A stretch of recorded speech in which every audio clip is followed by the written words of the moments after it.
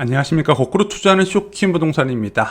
다음 달 엄청난 변화가 예상됩니다. 바로 7월 세제 개편안이 발표되기 때문이죠. 이거 시장 전체를 흔들 이슈입니다. 굉장히 중요해요. 영상 시청 전에 구독으로 부자 되시기 바랍니다. 부동산 매매는요, 세 가지를 고려해야 성공할 수 있습니다. 첫 번째는 타이밍입니다.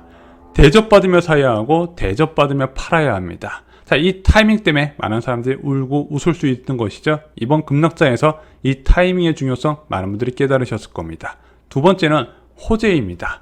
집값 회복 시점에 제한된 유동성 상황에서 모든 집값이 반등하지는 않습니다. 호재 중심으로 반등하다가 전체적으로 순환매 분위기가 조성이 되는 거죠. 마지막으로 세금입니다. 자, 아무리 성공적인 투자를 했다 하더라도 세금으로 다 나간다면 그게 큰 의미 없는 결과가 될 수 있다는 거죠. 부동산 세금에서는 어떤 것을 주목해야 될까요? 다양하게 있죠. 취득세, 종부세, 양도세. 그런데 일반적으로 부동산 세금을 고려할 때는 가장 먼저 우선적으로 봐야 되는 게 바로 이 양도소득세입니다. 양도소득세는요, 정말 하늘과 땅 차이입니다. 세금을 한 푼도 낼 필요 없는 1주택자 비과세부터 무려 82.5%의 3주택 이상 중과세율까지 적용됩니다.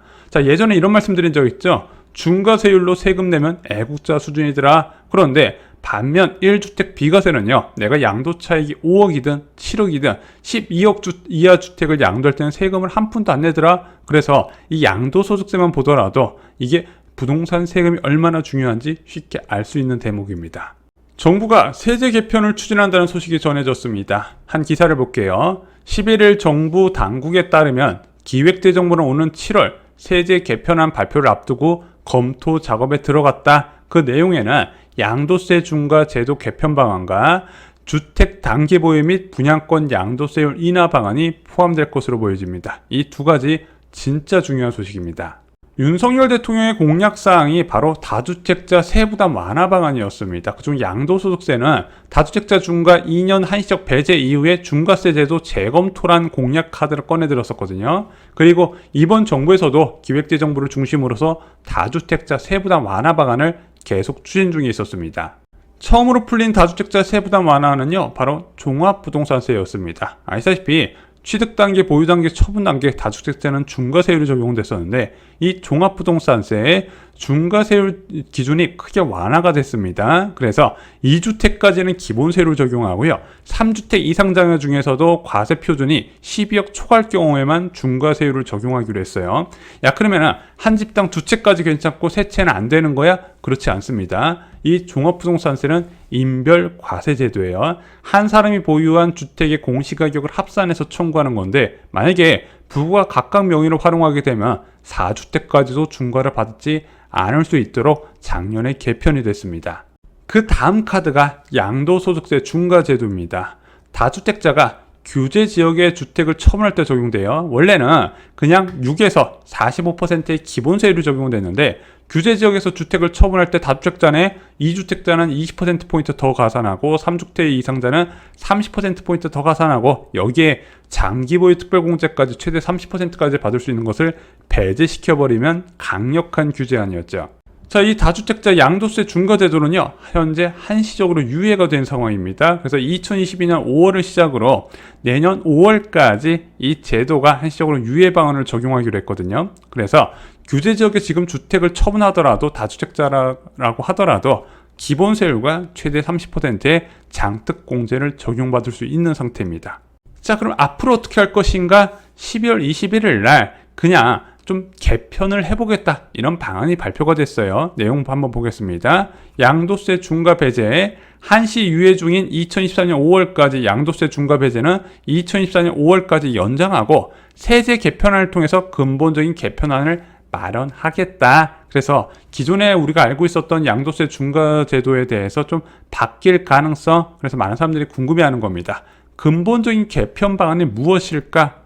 과거 이명박 정부의 사례를 볼까요? 그 당시에도 중과유예를 도입했다가 이 중과유예가 계속 연장이 돼요. 그 다음에 마지막으로 중과유예가 사실상 폐지가 돼버립니다. 현 정부에서는 어떻게 할까요? 그래서 현재 정부 정책은 일단 2주택까지는 안 건드리는 분위기거든요. 완전 중과 폐지를 하지 않더라도 또한 이제 종부세처럼 2주택 양도세 중과까지는 안 건드리지 않을까 좀 이렇게 예상이 되고 있어요. 뭐 더 강하게 나타나면 아예 중과 제도 자체를 폐지시켜 버릴 수도 있겠죠. 물론 양도세 중과 제도가 개편된다고 시장 영향 크지 않을 것으로 보여요. 왜냐면 이미 강남 상구와 용산구를 제외하고 모두 비규제 지역이잖아요. 아까 중과세율이 어디 적용된다 말씀드렸죠? 비규제 지역에 위치한 주택을 처분하려는 다주택자한테 적용된다 말씀드렸죠. 근데 대부분 비규제 지역이라는 말입니다. 또한 투자자 증가도 제한적일 가능성이 있어요. 양도세 중과 풀어준다고 이제부터 본격적으로 투자하자 그럴 가능성이 일단 현재는 많지 않다는 겁니다. 여전히 강력한 취득세 중과 제도가 현재 적용 중에 있습니다. 그래서 1주택자가 조정대상 지역, 송파구나 강남 지역의 주택을 살 때는 8%의 세율을 적용받고요. 비규제 지역은 1에서 3%까지 적용돼요. 그래서 1주택자가 2주택까지 되는 건 오케이예요. 근데 2주택자가 3주택이 되는 거는 8에서 12%의 중과세율이 적용되다 보니까 사람들이 접근할 엄두를 못 내고 있다는 거죠. 그래서 실제 이 취득세 중과 방안이요, 2020년 7월에 시행됐는데 시행되고 나서 서울의 아파트 거래량은 평균 5천 건을 넘기지 못하고 있다는 거죠. 잘 보시면은 2020년 7월 달에 아파트 거래량이 10,000건이었어요. 자, 취득세 중과 딱 시작하고 나니까 5천 건을 못 넘어버린다는 겁니다.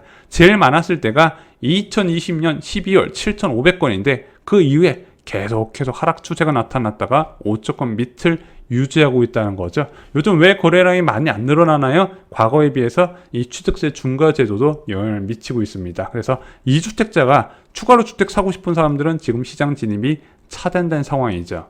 취득세 중과 완화 방안은 어떻게 됐나요? 정부에서 발표한 것 같은데 발표했죠. 먼저 2주택까지는 건드리지 않고 3주택부터 중과세율을 적용받는데 현재 8에서 12% 적용한 거의 절반 수준인 4에서 6%까지. 그래서 2주택은 무조건 오케이, 3주택은 좀 봐주자, 4주택부터 6%로 단일화하자, 이런 주장이었거든요. 근데 이게 현재 국회에서 통과가 안 됐습니다. 소급 적용 방안까지 발표했는데 6개월이 넘는데 아직까지 적용은 안 된 상황이죠. 왜냐면은 지금 야당에서 이 취득세 중과제도 폐지하는 거 완화하는 방안에 대해서 굉장히 거부감을 나타내고 있습니다. 현재는 그 이후에 많은 논의가 됐는데 아직도 합의점을 찾지 못하는 게 이 3주택자의 세율을 낮춰주는 거, 절반 수준을 낮춰주는 거에 대해서 좀 야당에서 반대를 하고 있다고 합니다. 2주택자 세율 낮아지는 것까지는 오케이를 했다고 하네요.